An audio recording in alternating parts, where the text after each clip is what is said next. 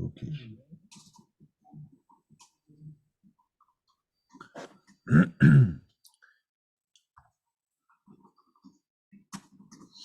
Ok.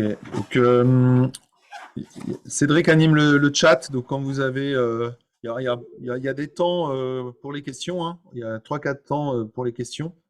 Et vous pouvez, mais dès qu'une question vous vient, vous pouvez la saisir sur le chat, sans même attendre la pause question. Comme ça, on rate rien. Et on a notre modérateur. Il y a notre modérateur Cédric, qui peut gérer ça. Je procède à un enregistrement également. Vous avez aussi, vous, localement, la possibilité de faire des enregistrements. C'est ce que tu as commencé en Suisse, je crois. Je sais pas qui est chez Avemat, là, c'est Patrick, ou c'est quelqu'un d'autre? Non, non, c'est ça, bonjour. Salut, Bonjour. Attends, hop, très bien. voilà, on est tous là. Ok, super. Bienvenue. Effectivement, vous pouvez faire des enregistrements locaux. Vous C'est pouvez fait toujours alors. utiliser le chat et puis on va démarrer à temps et on va finir à temps aussi pour que pour, euh, pour respecter bien les horaires de chacun. Bah, il est 16 heures, donc on peut démarrer. J'accueille une personne ici. Voilà, bonjour, bienvenue. Donc on y va. Donc c'est sympa si vous pouvez allumer vos caméras, effectivement, comme ça on se voit, sauf si la bande passante me fait défaut, mais sinon on n'hésite pas. Posez vos questions dans le chat. On a globalement sur l'heure, il y a 40 minutes où je parle et maximum et 20 minutes d'échange qui sont répartis tout au long de la présentation. Donc c'est vraiment une invitation à l'échange pour que ça enrichisse le plus possible le webinaire. On va parler de l'EVP 380, qui est la seule machine dans la gamme des players qui va vous offrir une synchronisation parfaite entre l'audio, la vidéo et la lumière pour des shows automatisés. Alors, beaucoup d'entre vous nous connaissent. Je vais néanmoins rappeler que nous sommes Wave System, que notre entreprise œuvre depuis plus de 25 ans dans l'innovation au service des professionnels de l'audiovisuel. Nous concevons les produits en France et nous les fabriquons en France. Donc on est made in France, on le revendique. Et pour autant, nos produits sont aussi disponibles mondialement au travers d'un réseau de distributeurs. Donc on peut vous accompagner partout dans le monde sur vos déploiements. On met la fiabilité au cœur de nos valeurs, sur la fiabilité matérielle et logicielle, la fiabilité et la qualité. Nos marchés principaux sont les musées, les parcs à thème, le retail, et ce dans plus de 50 pays. On travaille comme valeur aussi la simplicité d'utilisation, comment rendre la technologie de pointe et la complexité de vos scénarios du monde le rendre accessible et ergonomique au travers de workflow, de parcours utilisateur simples. Comment gagner du temps dans l'installation, vous passez le moins de temps possible en formation et davantage sur le terrain avant de vos prestations. Ça, c'est vraiment ce qui nous anime au quotidien et dans nos choix stratégiques. Et donc, on va faire un tour de l'EVP 380. Dans un premier temps, on va faire le tour de la machine, regarder l'ensemble de ses possibilités. On va, dans un second temps, découvrir quelques cas d'usage récents qui ont été faits par nos intégrateurs. Donc, au travers de quelques vidéos, on aura des cas d'usage. On aura peut-être même des personnes qui sont connectées au webinaire et qui ont travaillé le produit. Ça pourrait être aussi l'occasion d'un dialogue. Et puis, dans un troisième temps, je vais vous montrer comment on programme le lecteur. À l'issue de ce webinaire, vous connaîtrez le produit et vous saurez dans quelle situation le produit est adapté, dans quelle application le produit est adapté. Vous aurez une idée assez précise de la modalité de programmation. Et après, ça sera à vous de l'utiliser, de le déployer avec notre soutien, notre support. Je surveille les arrivées. Bienvenue au dernier arrivé. Alors, le VP380, il est le flagship, le vaisseau amiral d'une gamme de 3 lecteurs multimédia qui comprennent également en entrée de gamme le VP320, le VP330 et donc au-dessus le VP380. Quand on progresse dans la gamme, à chaque fois on a des fonctions en plus, on n'en perd jamais évidemment, mais on agrège des fonctions supplémentaires. VP320, VP330 vont manipuler l'audio et la vidéo. Le VP380 va ajouter toute une fonctionnalité DMX et une fonctionnalité ArtNet et Timeline et un certain nombre d'autres fonctions en plus. Alors, regardons dans le détail ce que fait un EVP 380. Avant tout, il est en capacité de lire de la vidéo et de l'audio. Alors, en 4K, jusqu'à 60 fps pour la vidéo. En audio, il a, comme ses deux petits frères, il a la possibilité de faire de l'audio multicanaux. Donc, il peut décoder des fichiers WAV multicanaux ou des fichiers vidéo multicanaux. On parle bien de canaux au sein d'un fichier. On ne parle pas de multipistes, on ne parle pas de lecture multifichier, on parle bien de la lecture d'un fichier qui en comporte jusqu'à 8 canaux audio. Bien sûr, cette diffusion, elle s'opère 24/7 dès la mise sous tension. On a une fonctionnalité autour de la vidéo qui consiste aussi à redimensionner le média en sortie. On peut ainsi redimensionner un média pour le rendre compatible d'un écran LED.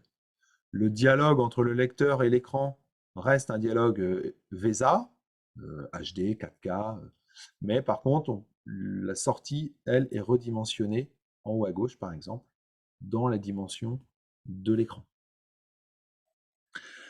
Au-delà de l'audio et de la vidéo, c'est aussi un moteur HTML et JavaScript.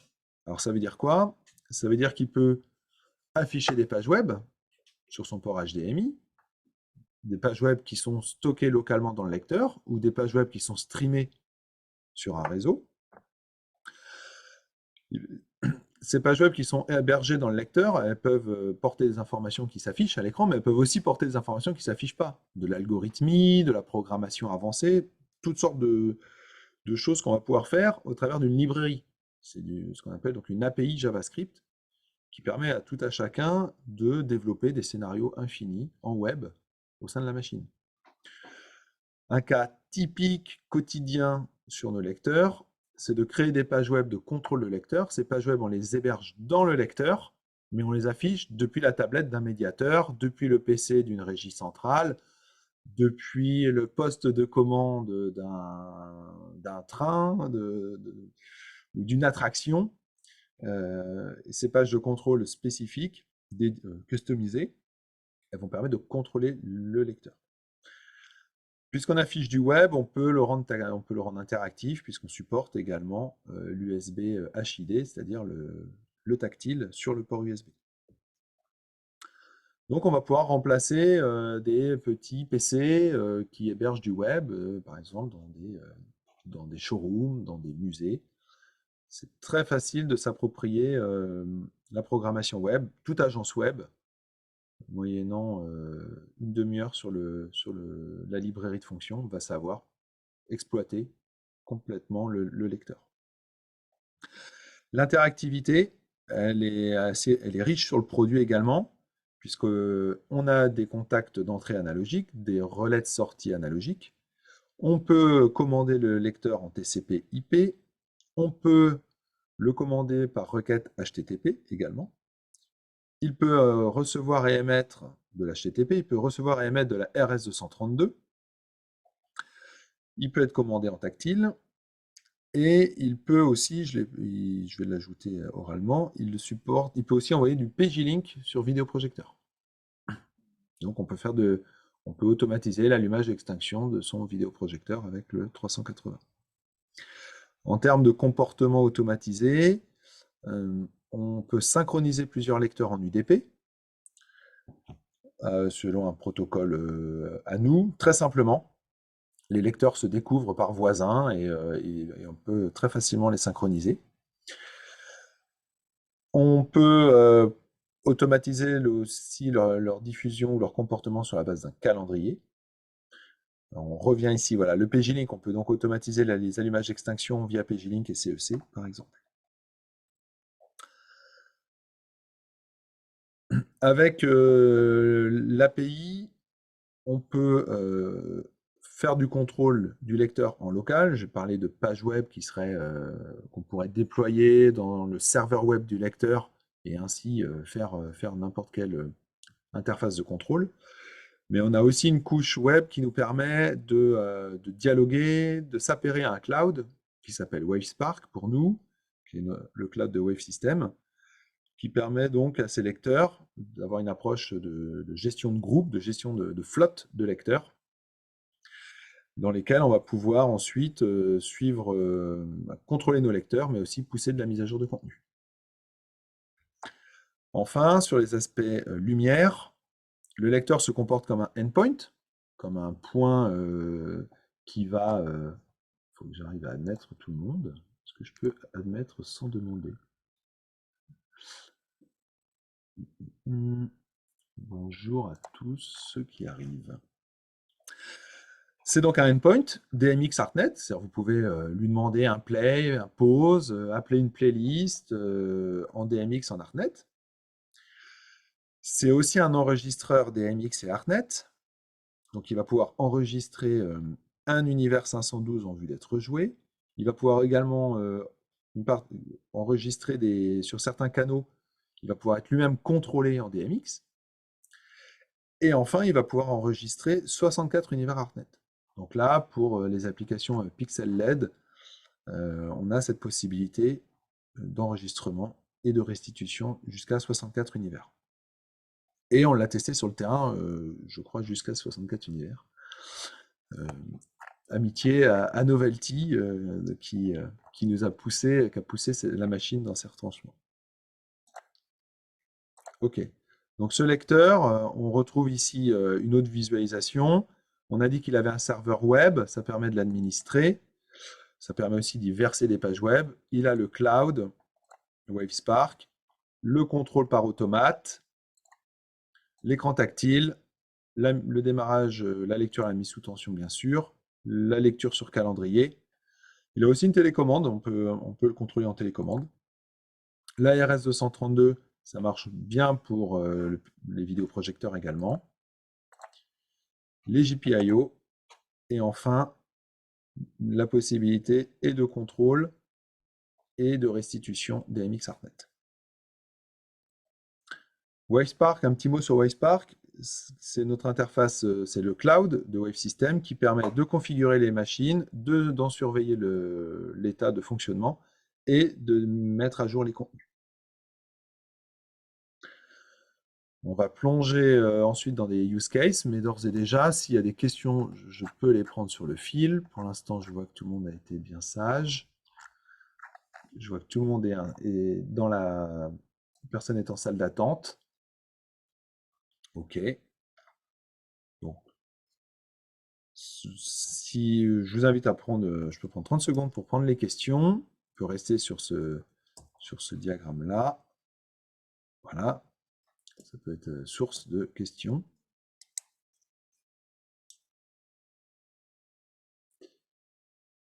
Alors, est-ce que WaveSpark est payant? Alors, WaveSpark, il y a une formule 1 giga, un lecteur, 1 giga de stockage dans le cloud et un lecteur qui est gratuit. Et ensuite, on a des formules payantes. On a deux formules. Pour de l'usage très occasionnel, on va surtout faire du fleet management et dépanner. On a une offre qui s'appelle Freeride. C'est sur le principe de crédit. Vous chargez les crédits sur le compte. Tant que vous ne déployez pas de nouveaux contenus sur le lecteur, eh bien, vous avez pas touché à vos crédits. Donc, quelque part, c'est un fleet management qui est uniquement sur la base d'une activation. Et vous avez le fleet management à vie. Ensuite, vous pouvez toujours descendre un contenu et ça va consommer quelques crédits. Si vous avez un usage plus fréquent, on est sur un abonnement à l'année. Et c'est une facturation à l'année. Alors, un mot sur WaveSpark, on a plusieurs cas d'utilisation. On a par exemple des salles de fitness qui quotidiennement mettent à jour leurs médias.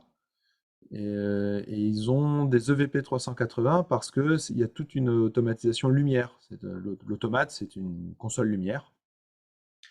Et donc, tous les matins, ils se connectent à leur vingtaine de lecteurs, ils poussent les nouveaux contenus et le lecteur, lui, il est en endpoint DMX. On a d'autres gens qui font de l'éclairage de luge 4 saisons dans les montagnes et qui changent la programmation lumière par le cloud. Voilà, juste quelques exemples. Ok, je vais passer du coup à la suite avec des cas d'usage. C'est des vidéos, c'est rapide. Normalement, vous aurez le son sur cette vidéo. Des éclairages qui, à mon sens, respectaient vraiment l'esprit du lieu.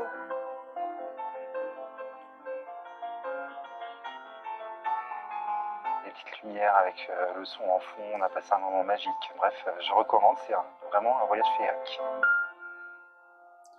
Donc on a... Oui, c'était trop joli.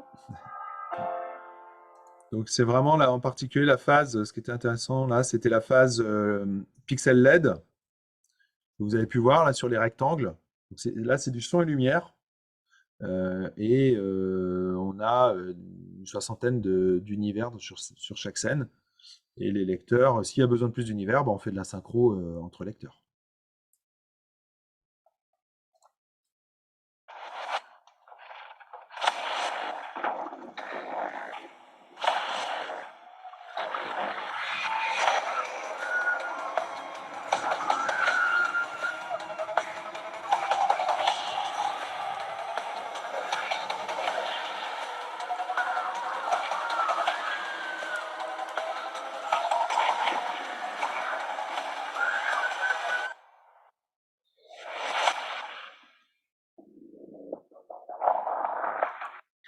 Donc ici, c'est les maisons hantées du parc Astérix. La prochaine, je vous invite à la découvrir dans 10 jours. Elle sera aussi en EVP 380. Là, donc on a une douzaine de machines. Le parcours est vraiment segmenté en zones et chaque zone est pilotée par un 380. Ils sont tous en synchro UDP également, puisque le show est démarré par un acteur en jetant le cœur du pharaon dans une balance qui pèse les âmes. Et donc c'est comme ça que ça part. Et donc là, c'est une société belge d'effets spéciaux qui apprécie d'utiliser le 380 pour constituer ces parcours segment par segment avec cette distribution des shows distribués.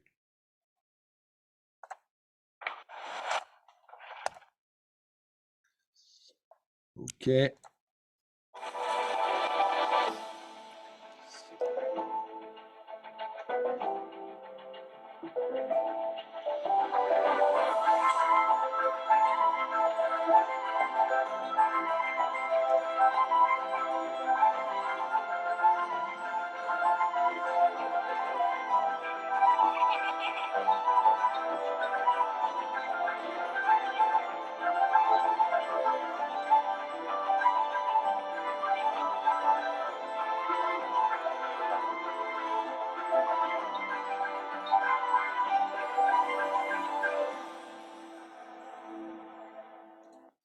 Donc ici, c'est un parcours son, vidéo, lumière sur 400 mètres de long et qui là aussi est traité par segment en EVP 380. C'est la société Make It Event qui a fait ça en Dordogne. Et le succès commercial a dépassé toutes les attentes. Ils ont fait des prolongations après l'été. Ça a été un carton commercial. Et donc, c'est une tendance lourde qu'on observe chez les clients où on va valoriser le patrimoine, ou étendre les horaires d'ouverture de parcs à thème, de parcs d'attractions, de parcs animaliers, de parcs paysagers, etc. En offrant des expériences son, vidéo, lumière. Et là, on en a un très bel exemple.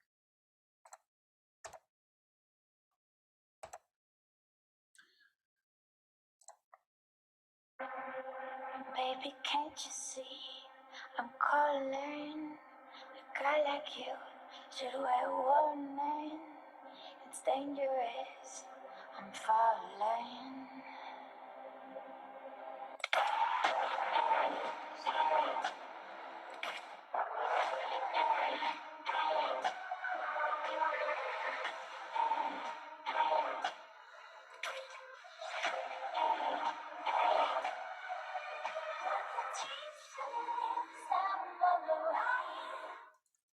Donc là, la tête du loup est aussi pilotée en 380. Et là, on se situe plus près de nos amis d'Avemat et on est à Grenoble sur ce show. Voilà, donc c'est très impressionnant. On arrive à faire des projets assez incroyables avec ce lecteur. Et donc, je vais, avant de plonger dans le lecteur, je regarde à nouveau si j'ai tout le monde en salle. C'est bon. Si j'ai des questions sur le fil, pas forcément. Mais c'est le moment, n'hésitez pas. Vous avez peut-être des use cases aussi à partager, hein, parce qu'il y en a peut-être certains qui ont déjà été amenés à utiliser les machines. Je vois que Baptiste nous a rejoint. Bonjour Baptiste. Donc bienvenue, tu découvres des cas d'installation du 380 qui ne sont pas très loin de chez toi. Ok, donc maintenant comment ça se passe pour programmer la machine. Donc on va regarder j'ai un demandeur. On va regarder trois grands chapitres. D'abord, on va s'approprier la machine en lui faisant jouer des contrats simples de lecture de médias. Ensuite, on va regarder un peu plus comment on peut exploiter les capacités HTML de la machine. Et puis enfin, la surcouche lumière, show control. Ok. Donc, déjà, on a deux modalités d'interaction avec le lecteur. La première, c'est qu'on peut interagir avec le lecteur au travers de sa télécommande web, de sa télécommande infrarouge.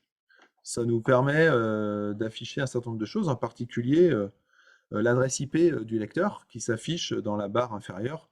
Si on appuie sur le i de l'information, on a l'IP de la machine, ça c'est très intéressant. L'IP est aussi affiché sur l'écran de la machine. Mais ça permet aussi d'afficher un menu et d'accéder rapidement à un certain nombre de configurations et de paramètres du lecteur si d'aventure il n'y a pas d'IP.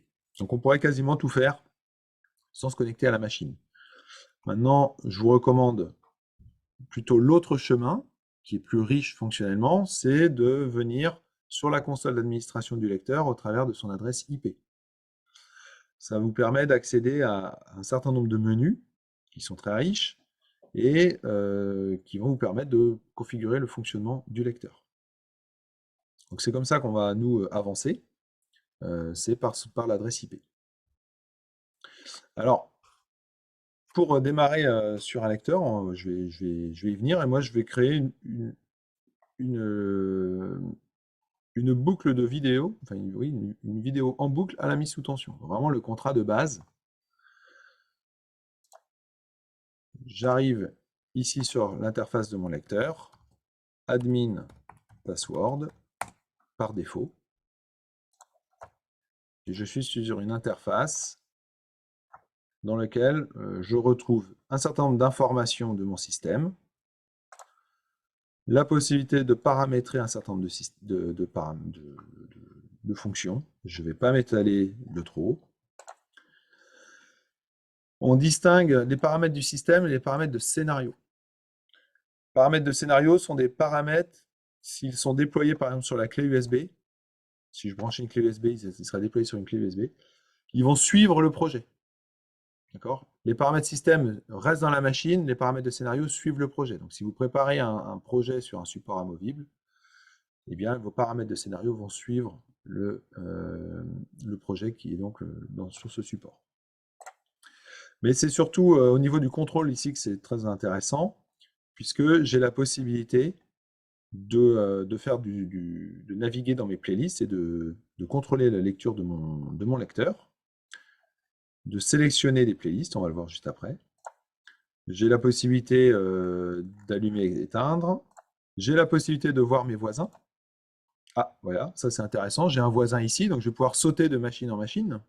sur mon réseau. Ça, c'est pratique quand je vais vouloir faire de la synchro en particulier. La console de debug, mais au final, le gestionnaire de fichiers. C'est ici qu'on va travailler nos médias et nos scénarios. Ce lecteur, il a un atout. Nos lecteurs vidéo ont aussi l'atout d'avoir de la mémoire interne.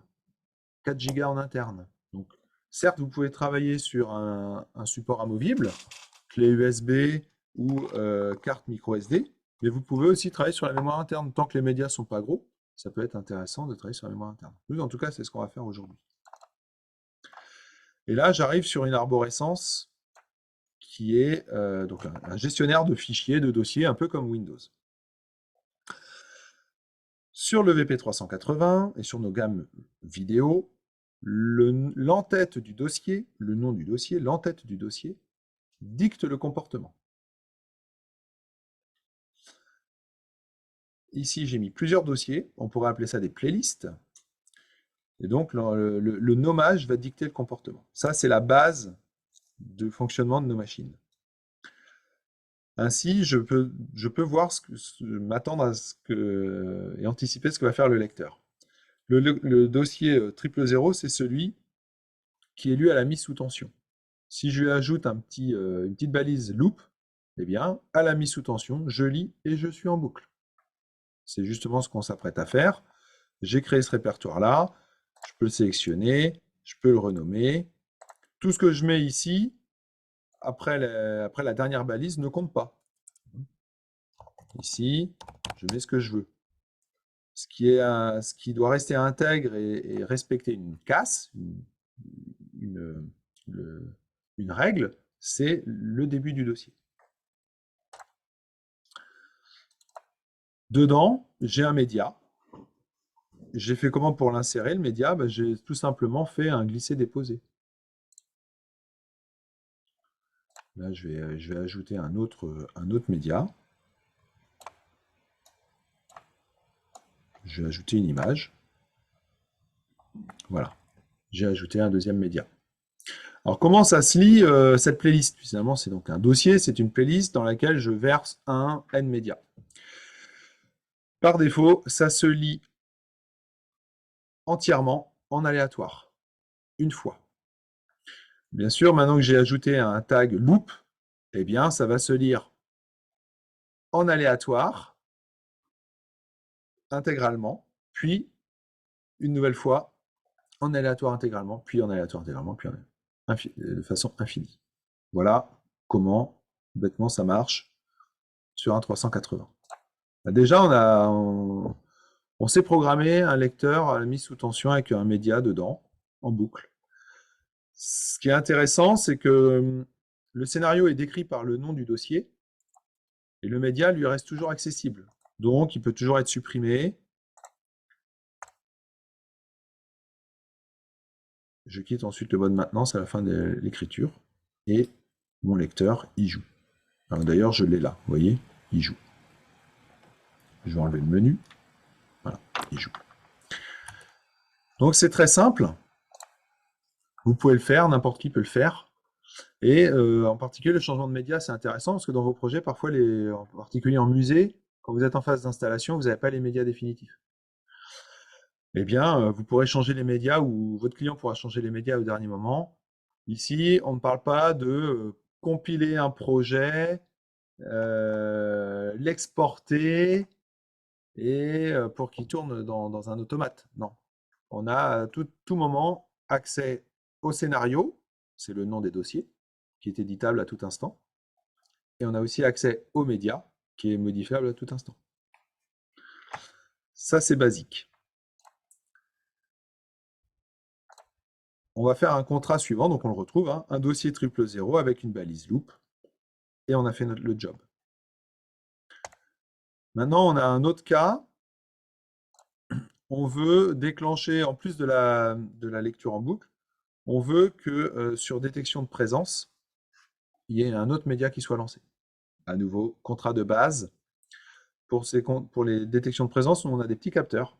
Ça s'appelle les IRPAD, c'est des capteurs infrarouges, indoor, qui sont très discrets et très appréciés dans les musées. On va le câbler comme indiqué ici sur le lecteur. L'intérêt, c'est que le lecteur, il fournit aussi du 12 volts. Donc ça, c'est pratique. Il n'y a pas d'alimentation supplémentaire. Donc on y va. On reprend notre lecteur. Et on veut que sur le contact 1, le contact 1 par défaut déclenche la playlist 1. Eh bien, on va lire le contact 1, donc on crée un répertoire 1. Qu'est-ce qu'on veut? On veut qu'à l'issue d'une lecture, il ne boucle pas dessus, mais il retourne dans la playlist d'attente. Donc jump 000. Et ensuite, on veut que sur ce capteur de présence, on n'ait pas de multidétection. Je te détecte, ça démarre, puis 4 secondes après, je te détecte, ça démarre, je te détecte, ça démarre. Donc pour éviter ça, on a une balise qui s'appelle NT et qui rend l'entrée sourde ou le lecteur sourd à tout autre événement.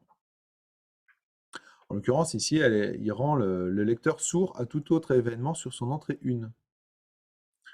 Dedans, j'insère un média et c'est fini. Je vois une question arriver sur le fil qui est assez intéressante. Est-il possible de charger un fichier lorsque le maintenance est désactivé? Le mode maintenance est désactivé. Alors, c'est possible via le cloud. Puisque quand on fait de la mise à jour par le cloud, il y a un système où le lecteur enregistre, est en capacité de télécharger à une date donnée et de swapper, de basculer à une autre date.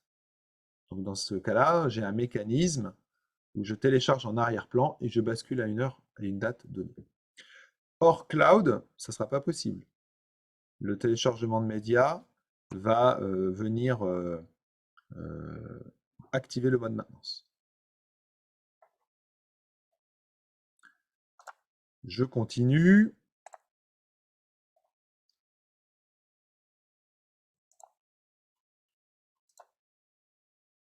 Et en fait, je continue en vous parlant de la dizaine de balises dont vous avez besoin pour faire 80% de vos projets.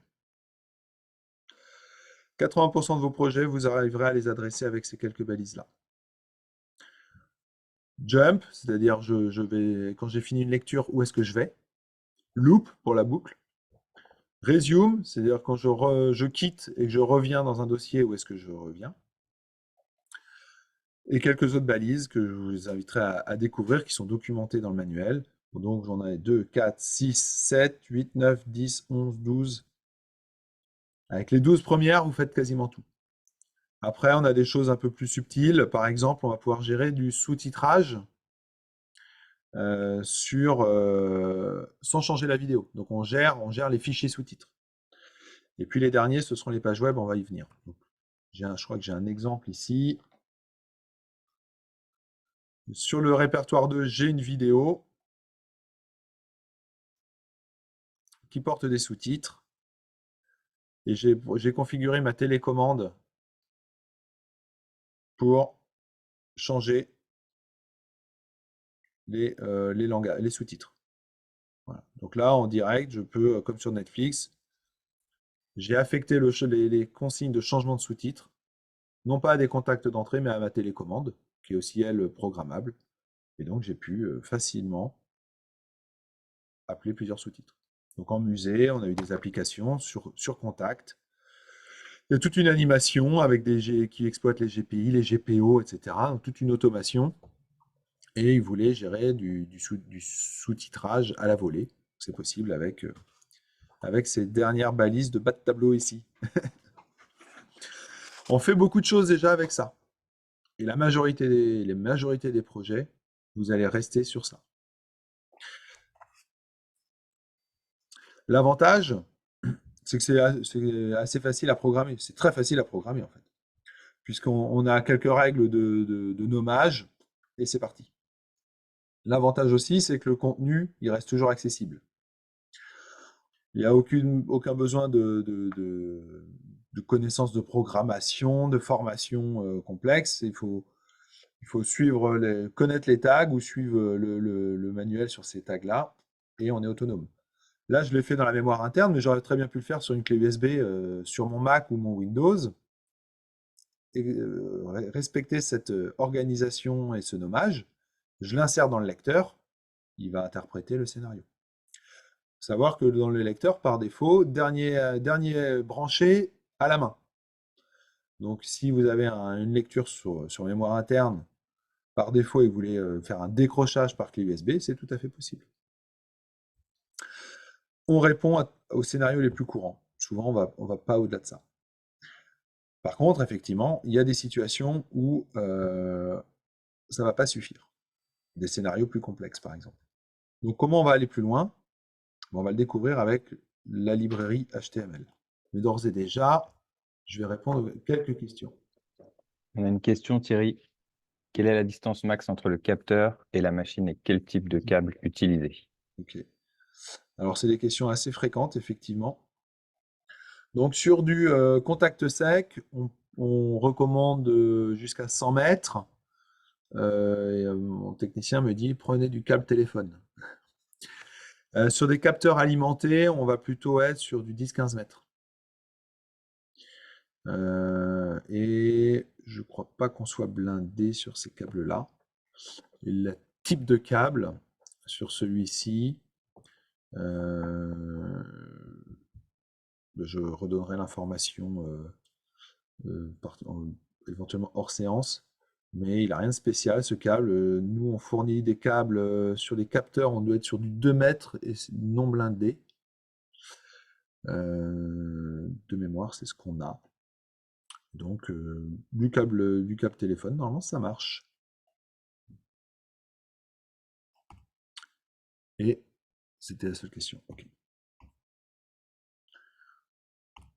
Alors, il y en a qui utilisent peut-être cette modalité de programmation, elle est valable aussi pour VP320, VP330. Hein.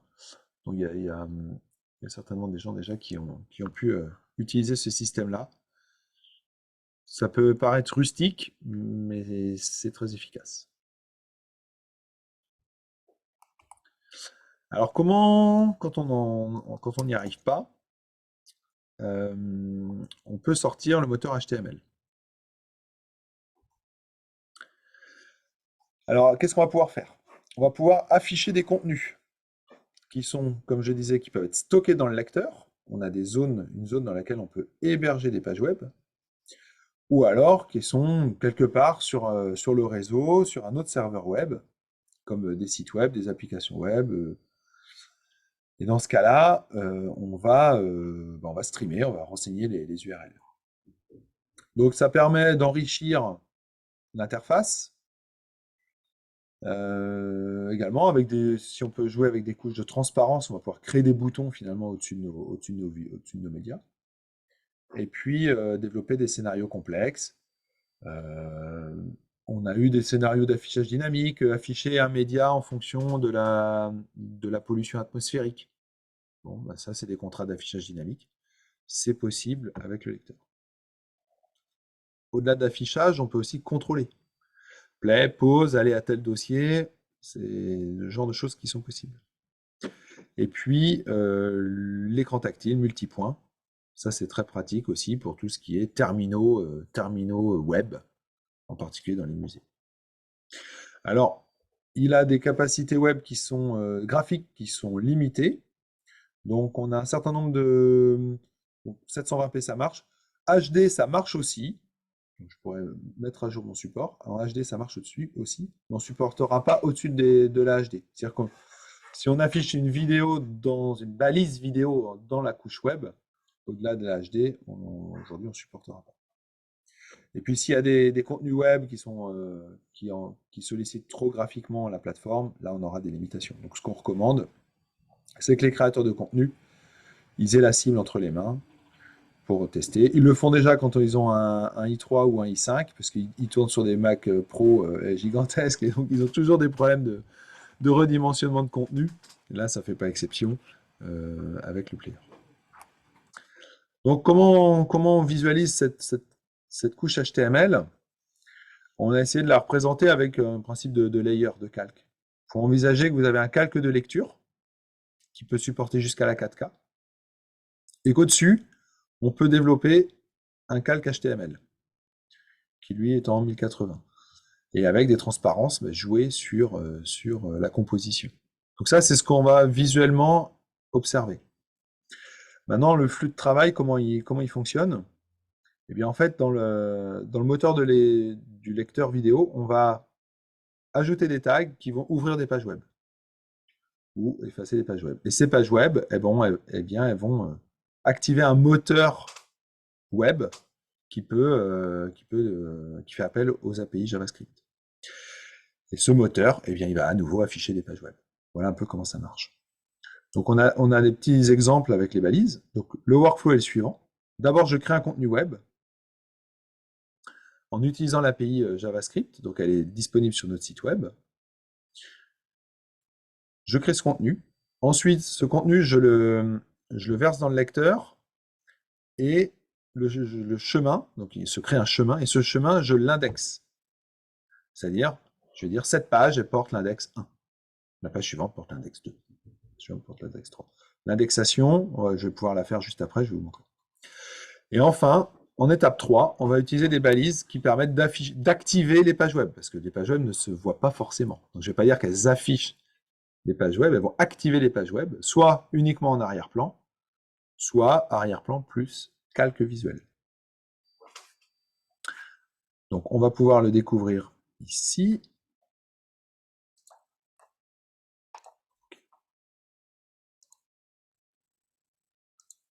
Voilà. Ici, dans cette interface, donc dans le paramètre de scénario, site web, je vais pouvoir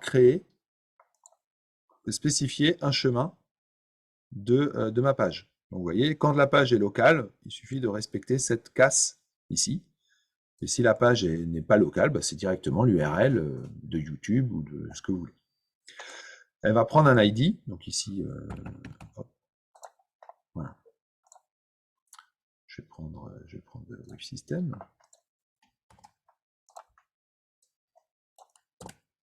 Voilà. Et là, je fais plus. Il a créé un fichier de configuration. Vous auriez pu le créer à la main aussi, mais là, il a été créé par l'interface, qui dit que la page web numéro 1, c'est cette page-là. Voilà. Maintenant, dans le lecteur, mon indexation est faite. Je peux lui demander, à la mise sous tension, d'ouvrir la page la page 1.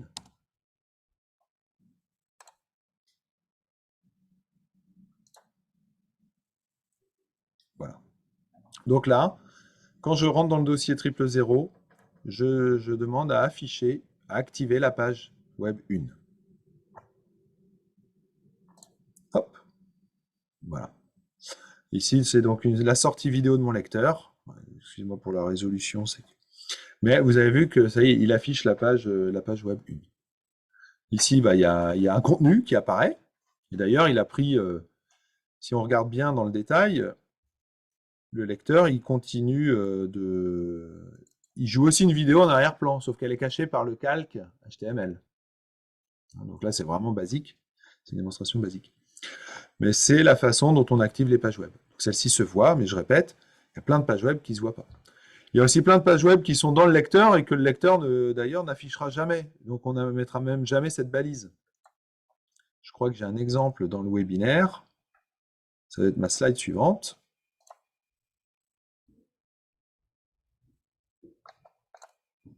Voilà. À gauche, j'ai bien des pages web qui se sont affichées sur le port HDMI.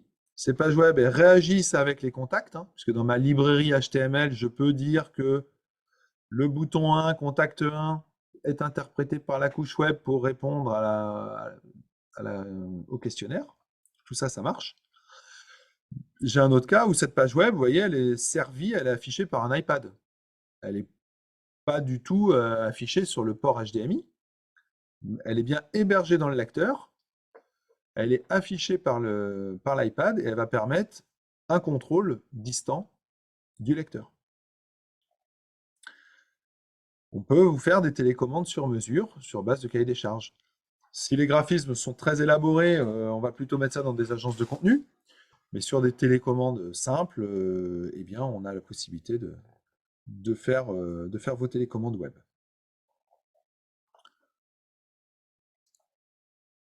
Je pense que je vais avoir des questions sur le web.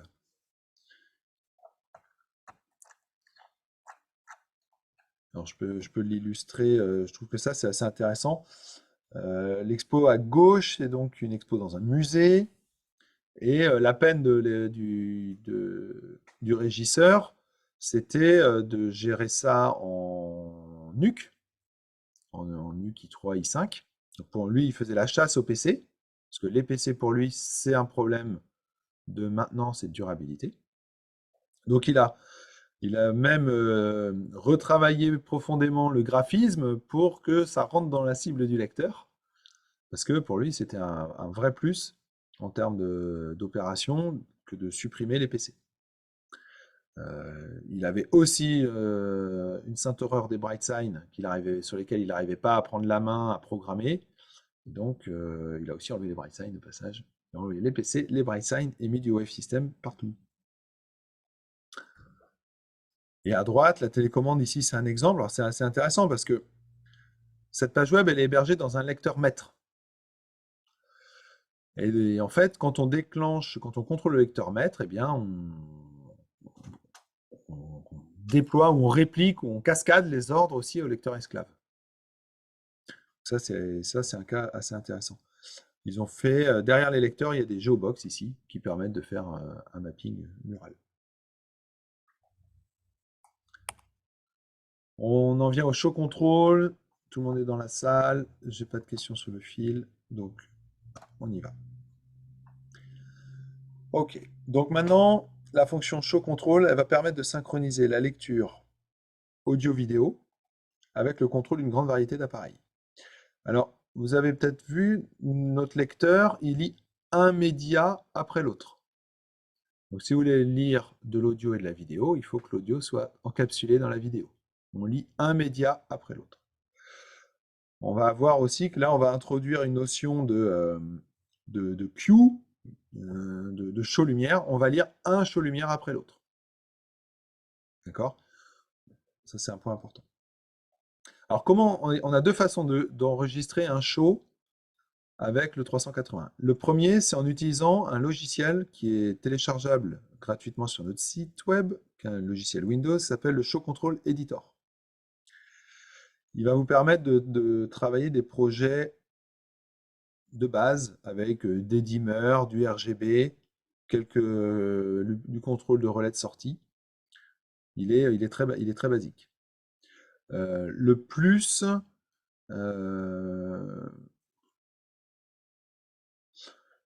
c'est que vous pouvez travailler avec vos médias sur une timeline, on va le voir. La deuxième méthode, c'est un enregistrement direct à partir d'une console lumière, d'un logiciel lumière tierce. Et donc là, vous allez avoir la possibilité d'enregistrer des shows beaucoup plus élaborés. Et on va voir qu'il y a un workflow dans le lecteur pour faire ça. On garde à l'idée que à tout moment, on peut contrôler le lecteur en DMX. Affecter des canaux pour contrôler le lecteur en DMX. Ça, c'est important. Ok, donc le Show Control Editor, c'est un petit utilitaire. Il va pouvoir envoyer en direct, en ArtNet, en réseau, le show sur le 380. Et en sortie, on va pouvoir donc contrôler un univers DMX, les relais de sortie et la RS232. Regardez, Show Control Editor, on ne parle pas d'ArtNet en sortie. On a en sortie qu'un univers DMX. Alors, on a mis la télécommande parce que c'est une opération qui se fait à l'interface télécommande. Donc, on va créer le projet dans le Show Control Editor. On va pouvoir le prévisualiser en temps réel avec la fonction de suivi ArtNet. Et ensuite, on va l'exporter dans un fichier qu'on va appeler SC3. D'accord? Donc, le projet, cette fois, on rentre dans des modes plus usuels, où on a un projet en PS2, qui est le projet est éditable, PS2. Le rendu, l'export du projet est en SC3, non éditable. Ok, donc on va aller voir ce logiciel. Il est là.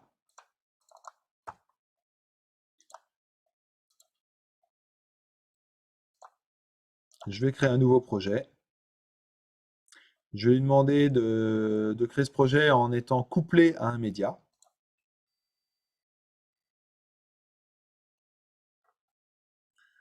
Alors, je vais pouvoir mettre une petite vidéo.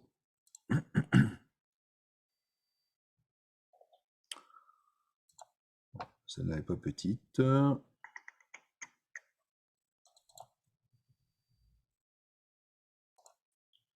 Ok, je vais mettre ça.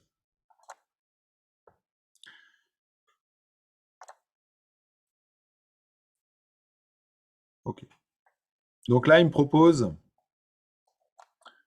Qu'est-ce que c'est? Hop.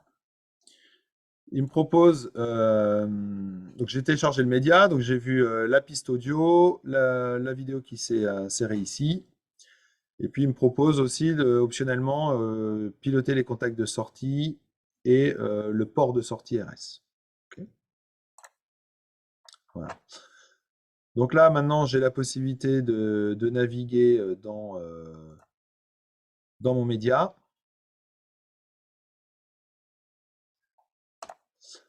Et je vais créer des canaux DMX, affecter des canaux DMX. Donc, comme je disais, ça reste assez limité, puisqu'il n'y a pas vraiment de fixture DMX. Donc là, je vais pouvoir mettre, par exemple, un RGB. Et donc, mes canaux vont arriver ici. Je vais pouvoir créer un événement.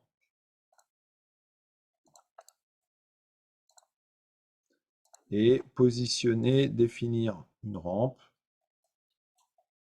Et positionner, voilà, là, très rapidement, un gradient de lumière ici.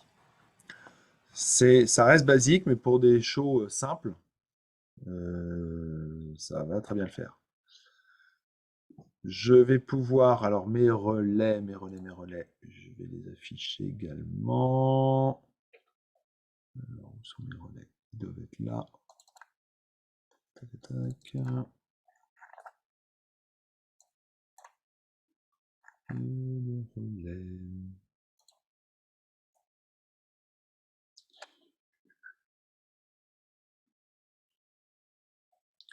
Les relais doivent pouvoir apparaître.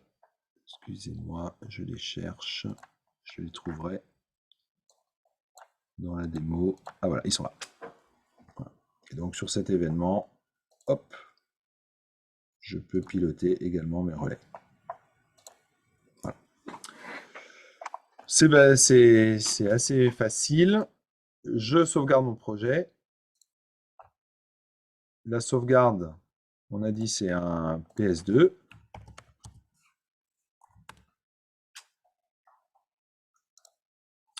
Et ça reste éditable. Et ensuite, je peux l'exporter pour un Event Video Player. Cette fois, c'est un SC3. Le nom qu'on va lui donner, c'est le nom qui correspond, qui est le même que la vidéo. Donc tout à l'heure, quand je vais certainement jouer une vidéo pitch stacy.mp4. Eh bien, dans le répertoire, je vais mettre dessous, à côté, pitchstacy.sc3.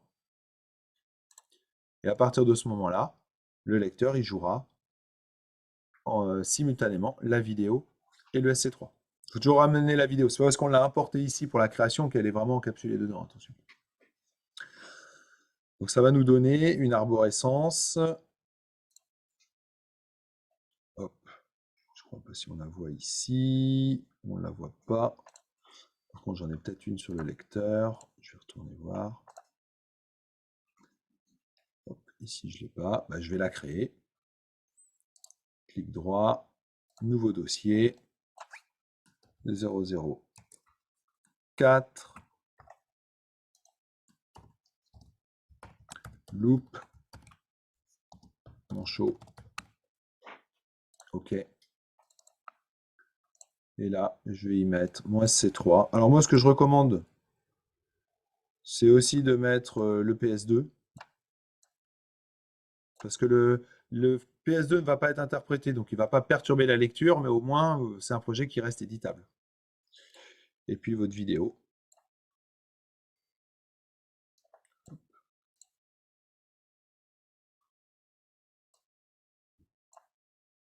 Voilà. OK. Donc maintenant, quand je rentre dans le répertoire 4, Qu'est-ce que j'ai à lire? J'ai à lire, donc je vais ignorer le PS2 parce que je ne le connais pas. Mais je vais bien lire la vidéo et le fichier en parfaite synchro. Là, on est synchro. C'est fini. J'ai des questions. Bah, je vois, à quoi servent les relais? Eh ben, ça permet de positionner des événements, de contrôler une lumière, un automate, un Arduino, démarrer un micromoteur sur la timeline. Est-ce qu'on visualise en direct la création d'actions dans Show Control?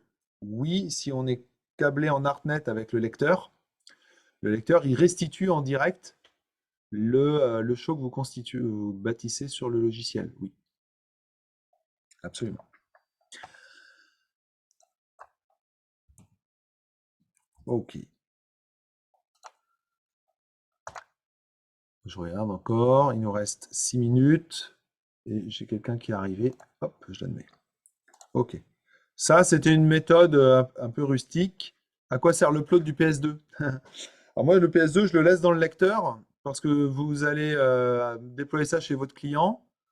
Et puis dans 5 ans, il va vous demander de modifier le projet. Et le SC3 n'est pas modifiable. Et donc, et vous aurez perdu le PS2. Donc, c'est pas mal. N'hésitez pas à utiliser le lecteur aussi comme réceptacle de vos projets. Parce que de toute façon, ça ne va pas nuire à sa lecture, à son fonctionnement. Donc, c'est une bonne pratique, simplement. OK. Donc, ensuite, dans le cas d'un show lumière, on a la possibilité d'entrer par le DMX-in du lecteur ou par le port réseau, qui est un port réseau multipurpose. On fait du contrôle de l'ArtNet du TCP. C'est vrai qu'on fait un peu tout sur ce réseau, sur ce port. Alors cette fois, on va utiliser un workflow qui est dans le lecteur. En particulier, vous allez créer votre show avec vos outils habituels, mais vous allez vouloir faire du monitoring. Donc le lecteur, il a un mode monitoring. Il l'avait aussi dans Show Control Editor, mais là c'est encore plus vrai, parce que vous n'avez pas le média dans la timeline. Donc vous allez pouvoir passer le lecteur en mode monitoring, et dans ce cas-là, il va restituer sur ses sorties le show qui rentre. Ensuite, on va passer en mode recording. Et là, vous allez préciser le chemin d'enregistrement, définir les options de début, de fin d'enregistrement. Il va s'enregistrer à la zone indiquée. Et enfin, on va rendre le projet, donc on va l'enregistrer directement sur le périphérique de stockage que vous aurez choisi, donc mémoire interne ou la clé USB qui est sur le lecteur. Mais vous allez pouvoir, vous risquez d'observer un petit décalage qui est lié à la chaîne d'acquisition ArtNet. Et c'est pour ça qu'on a une fonction de correction d'offset qui vont supprimer les retards qui seraient liés au processus d'enregistrement. Donc là, on pourrait faire des démos. Yann aurait fait des super démos en QLC+. Moi, je vais me contenter d'aller sur l'interface et de vous montrer sur l'interface du lecteur.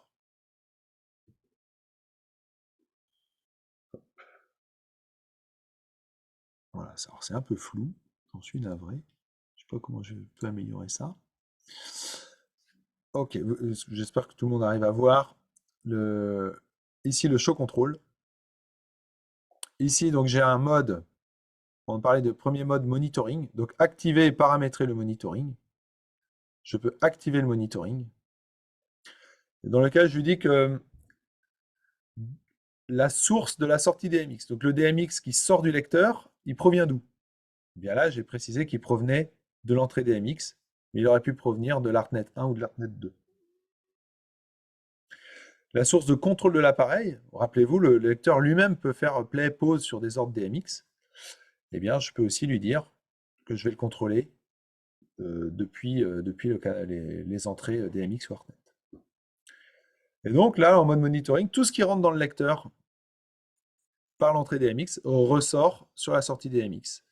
Et les éventuels canaux de contrôle de l'appareil sont aussi entendus, interprétés.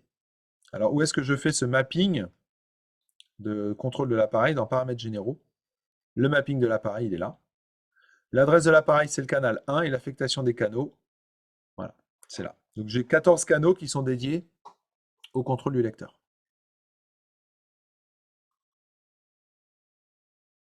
Ok, donc là, on a vu comment on faisait du monitoring et le mapping. Maintenant, je vais pouvoir couper mon monitoring et je vais rentrer dans l'enregistrement. Et là, il y a un workflow qui est à suivre, que vous pourrez aussi trouver en détail sur YouTube. Il y a un tutoriel sur YouTube, en français et en anglais, qui vous dit, bah, je vais t'enregistrer sur la mémoire interne, dans le dossier que j'ai créé, le dossier 4 par exemple. Je vais m'appeler comme ça. La condition de démarrage, ça peut être sur le premier paquet DMX reçu, après un compte à rebours, en ajustant la valeur d'un canal de contrôle d'enregistrement. Les régisseurs lumière sont familiers de ce système-là. La condition d'arrêt, qui peut être de 4 natures à la fin de la lecture, une fois le temps d'enregistrement écoulé, manuellement ou en ajustant la valeur du canal. À nouveau, on précise d'où vient le show, où est-ce qu'il ressort, comment on le contrôle, et on va pouvoir enregistrer. Et c'est parti. C'est vraiment pas à pas.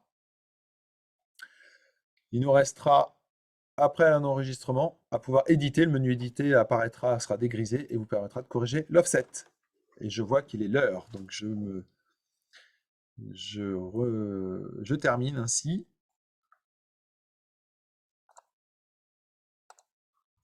Le webinaire.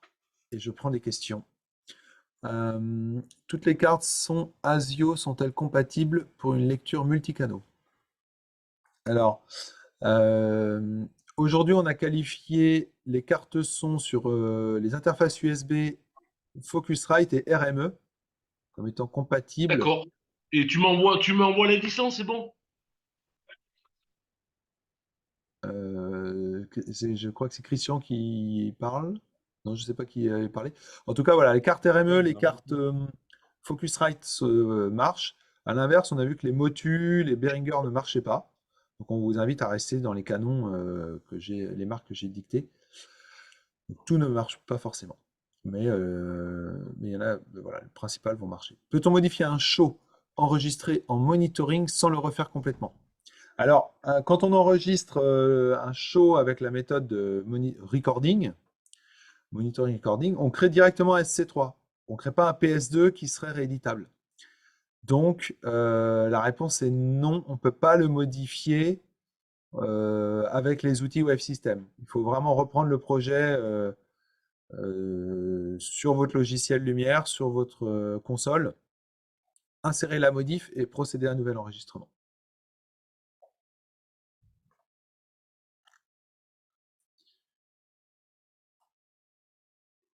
On peut prendre les autres questions. On a mis également quelques liens utiles en fin de support vers la page produit, la fiche technique et le guide utilisateur. Je vous invite à vous référer à la documentation. Alors là, j'ai plein d'autres questions, c'est super. Peut-on sortir en ArtNet? Oui, absolument. On peut rentrer en ArtNet et restituer en ArtNet dans la phase monitoring, dès la phase monitoring. Et on peut,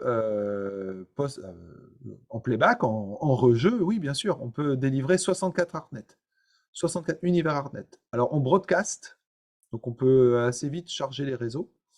Mais oui, on peut tout à fait sortir en ArtNet.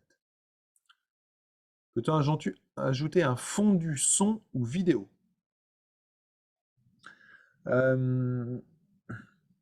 Entre deux médias vidéo, on n'a pas de fondu. Et entre deux médias audio, on n'a pas non plus de fondu. Donc au sein d'une playlist, on va lire les médias à la suite, mais sans fondu. Pour connecter plusieurs EVP, doit-on utiliser un switch réseau et les EVP se voient-ils automatiquement? Alors, pour connecter deux machines, on peut les connecter via un seul câble et les mettre en IP statique, l'une et l'autre, point 1 et point 2, et elles vont se trouver. Pour en connecter plus que deux, eh bien, on peut mettre un switch, et effectivement. Continuer, si c'est un switch qui n'est pas administré, qui n'a pas de DHCP, on va mettre tout le monde en statique, et dans ce cas-là, ils vont tous se voir, oui, et ils vont pouvoir tous converser. peut-on récupérer tout le contenu de la carte SD sans la sortir de l'EVP et sans le faire fichier par fichier? Aujourd'hui, le download, donc l'upload se fait en masse, le download se fait effectivement par fichier. Donc, on ne peut pas faire de download, de récupération en masse des médias.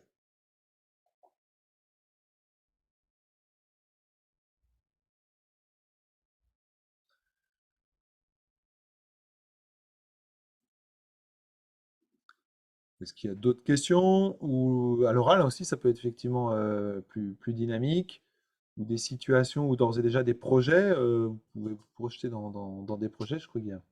Baptiste va avoir une machine dans quelques jours, mais par rapport au projet que tu as, n'hésite pas hein, à Oui, poser. bonjour, excuse-moi, je reste caché. Mais merci pour la machine d'ailleurs. Et ça m'a l'air en tout cas en raccord avec nos besoins. Ouais. Ouais, il y a cette histoire de fichiers à créer en SC3, ce qu'on disait, pour garder une synchro avec l'audio et la lumière, même si on n'a pas d'image et de besoin vidéo.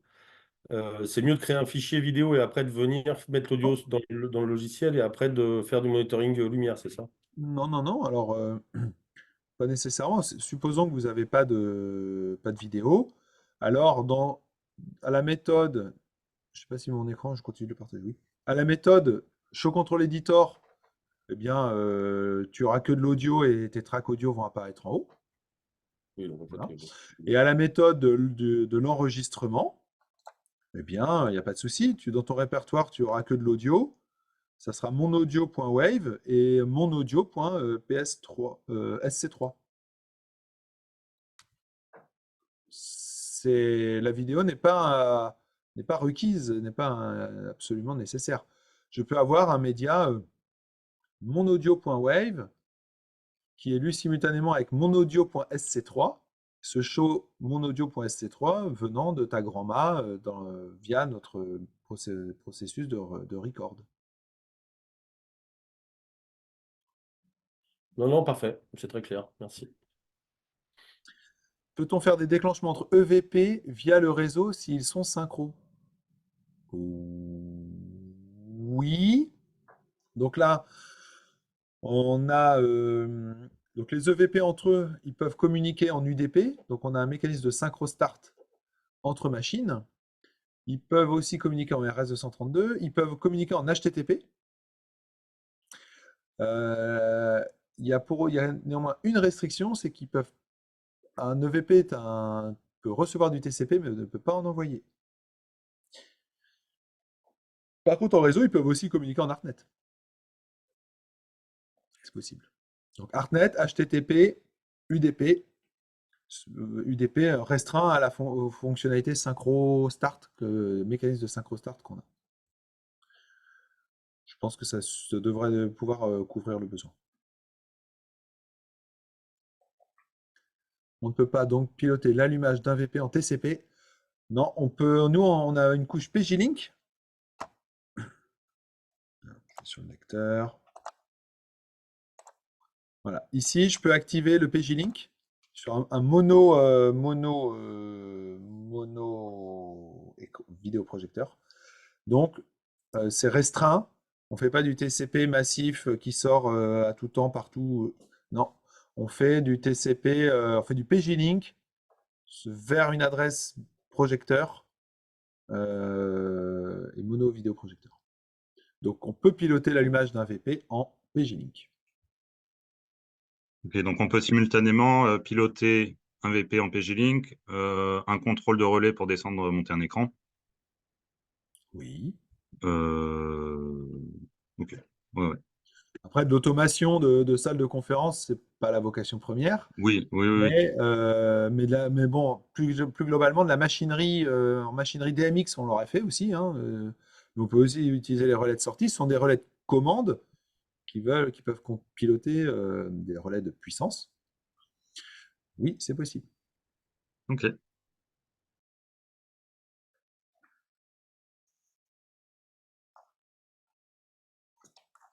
Très bien. Et merci à tous de pour avoir participé à ce webinaire. On sera ravis de vous accompagner dans vos projets. On reste tout à fait joignable, toujours à l'écoute et puis disponible pour avancer plus sur l'étude de vos projets. Donc, on est là avec Yann et Cédric pour vous assister.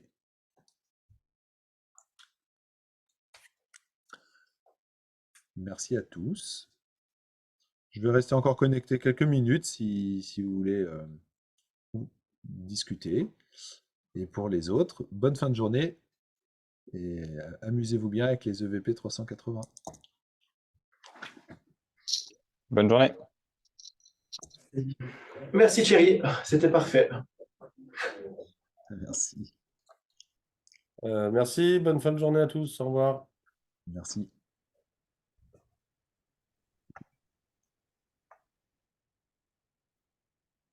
Oui, Thierry, tu m'entends? Oui.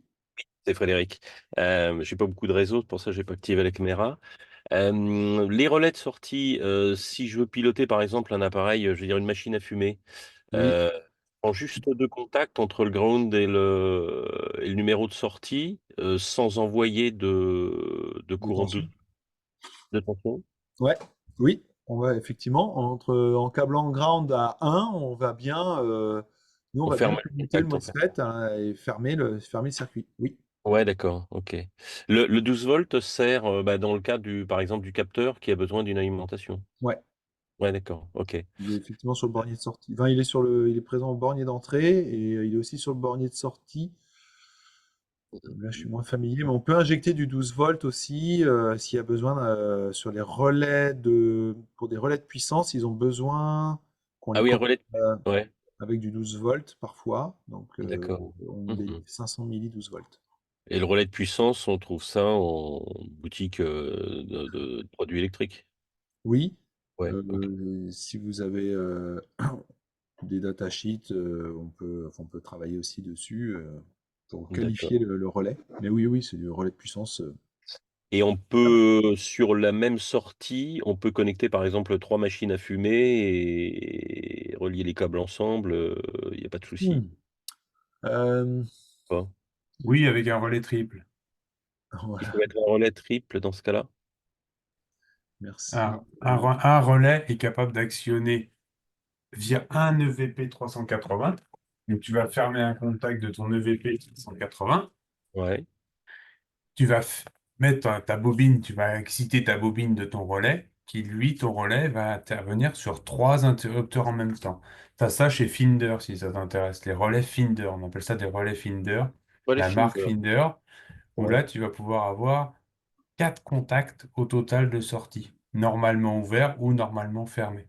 ok. Et après, Ah, c'est à toi de d'accord. faire ce que tu veux sur tes relais, mais à partir du moment où le VP 380 va dire je ferme un contact, tu vas fermer 4 relais en même temps. Donc c'est à Ouais, toi de réfléchir à ce que tu fais derrière. mhm. Ok, ça marche. Si c'est des machines à fumer, enfin Thierry l'a expliqué, vaut mieux passer directement sur du DMX. Ouais, c'était pour éviter de. Enfin, du coup, c'était des machines qui sont pas équipées du DMX. Ah, d'accord. Donc, effectivement, pour éviter de réinvestir dans des modules externes, je voulais simplement en Oui, remplacer oui, non, l'interrupteur. je comprends mieux. Oui. Ouais, Les machines, généralement, les machines à fumer sont DMX et c'est là où tu leur en donnes des informations. ouais, Ce qui ouais. est beaucoup plus souple au niveau de ce que disait Thierry Roger, de permettre d'actionner une machine à fumer une par une à l'endroit où tu veux et à l'instant où tu veux. Bien sûr. Alors que là, tu n'auras pas du tout cette notion-là. Ouais, ouais. Ok. Ok, ok. Merci, Maxime. Pas de rien, bonne journée. Merci, merci.